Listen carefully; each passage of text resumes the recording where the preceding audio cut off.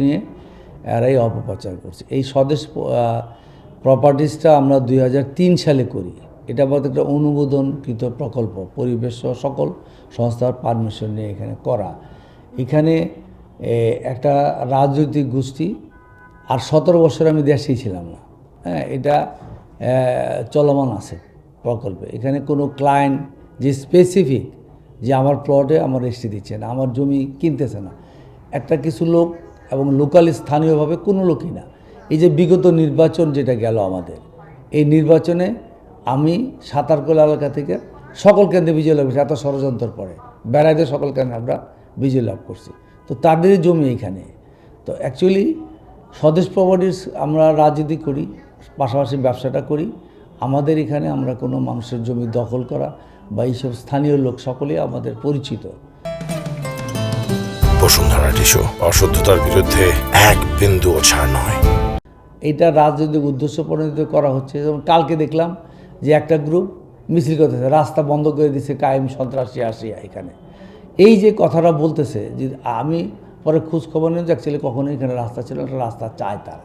তারপর প্রকল্পের মাঝখান দিয়ে আমি একটা রাস্তা দিতে চাই না। তারপরেও আমাদের কাছে এসে আলোচনা করলে, স্থানীয় লোকের সমস্যা থাকলে সেটা আমরা সাময়িকভাবে কিছুদিন বিবেচনা করলাম বা কীভাবে করা যায়। কোনো কথা না বার্তা নেই, করতেছে। এটা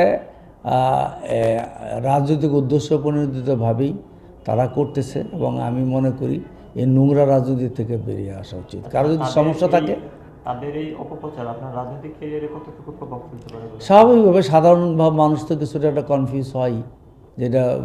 আর এটা খুব মজার একটা কথা যে ভূমিদস্যু কখন ছিল? যখন দেশে আপনার জমির ব্যবস্থাপনার মধ্যে অনেক ফাঁক ছিল।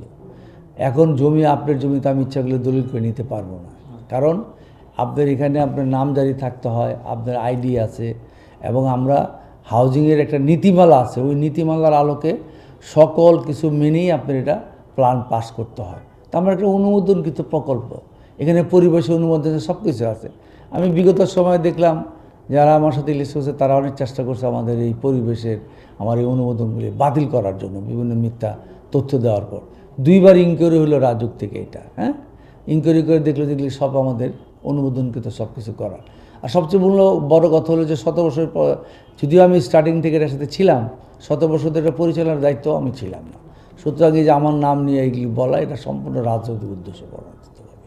আচ্ছা, এই অপপ্রচারগুলো কে বা কারা চালাচ্ছে বলে আপনার? এটা আমি বললামই, আরও নামটা আর বলতে চাই না আমি। এটা আপনি বুঝেন কারা করতে পারে এগুলি। কালকে যেতে দেখেন, ওটা দেখেন রাস্তা ভাই, রাস্তা চাই, রাস্তা কার কাছে চাই?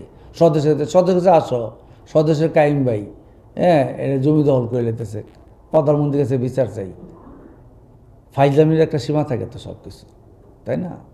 মানে তাদের মূল উদ্দেশ্যটা হলো রাজনৈতিক প্রভাকাণ্ডা, মিথ্যাচার করা, একটা ভূমিদস্যু বানানো। আরে ভাই, ভূমিদস্যু কে? হাউজিং তো পুলিশও করে, আর্মিরাও করছে, সবাই হাউজিং করছে। আগে যে হাউজিংয়ের যেই পলিসিতে করা যেত, এখন এইভাবে তো করা যাচ্ছে না। বসুন্ধরাও করতেছে, তাই না?